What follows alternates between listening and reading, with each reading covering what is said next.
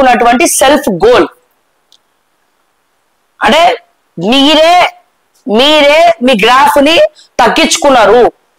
అది జాకీలు పెట్టి లేపినా 300 మంది సోషల్ మీడియా టీం ని పెట్టుకున్నా నిజం నిప్పు లాంటిది ఉప్పు లాంటిది ఆ డైలాగ్ నేను చెప్పా. కానీ ఆ నిజాన్ని ఎవరు కూడా ఆపరు. ఉన్నది ఉన్నట్టు చెప్తేనే ఏదైనా బాగా పోతుంది. లేని ఉన్నట్టు ఉన్నది లేనట్టు చెప్తే అది వేరేలాగా పోతుంది. మీ కలెక్టర్లు ఎవరైతే గవర్నమెంట్ కలెక్టర్లు ఉన్నారో ఈ కలెక్టర్లు ఎవరు కూడా ఫీల్డ్ లో లేరు.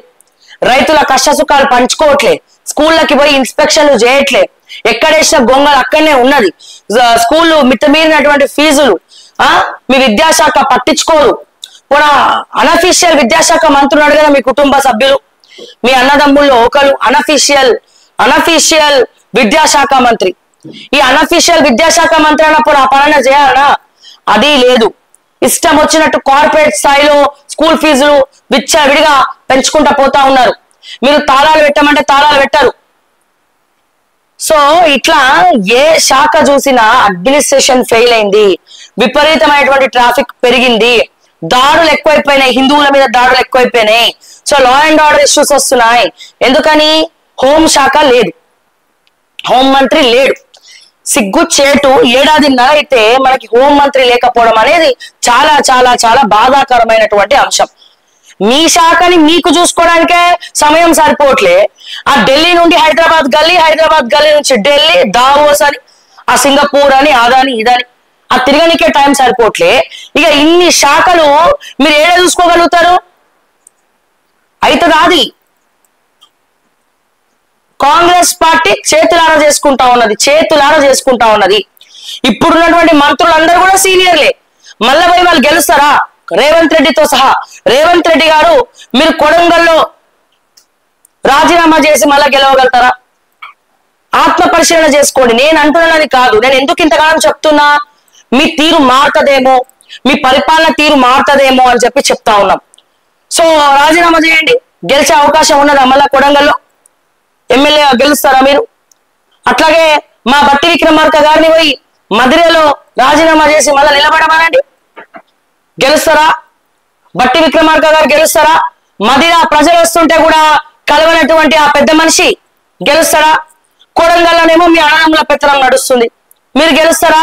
భయభ్రాంతులకి గురి చేసి అక్కడ ఉన్నటువంటి భూములను ఇష్టం వచ్చినట్టు తీసుకుంటా ఉంటే ఏ ప్రజలండి రేవంత్ రెడ్డి గ్రేట్ అంటారు? మీ నియోజకవర్గంలోనే మీకు వ్యతిరేకత ఉన్నది. అట్లాగే దుద్దిల్ల శ్రీధర్ బాబు మంత్రిలో మళ్ళా గెలుస్తాడా? గెలవడు. ఏం చేసిండు మంత్రి? ప్రజలకి 5 సార్లు ఎమ్మెల్యే అయ్యిండు. ఇప్పుడు ఐటీ శాఖ మంత్రి అయ్యిండు. ఏం చేసిండు? మంత్రిని పోతే ఎక్కడేసిన గొంగలు అక్కడనే ఉన్నది.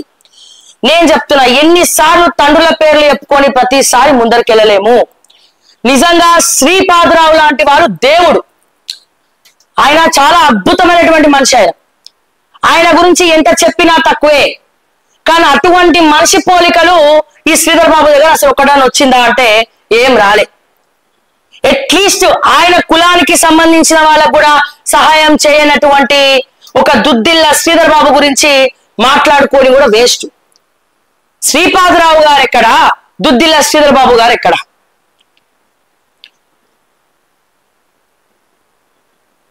ఇది నేనన్న మాట కాదు, ఇది మంత్రి అంటున్నటువంటి ప్రజల మాట.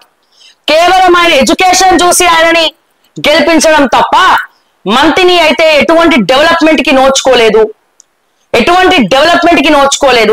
ఇప్పటి వరకు నడి రోడ్డు మీద చంపేస్తే దానికి సంబంధించినటువంటి ఎటువంటి సిబిఐ కేసులు కానీ ఏం లేదాడ.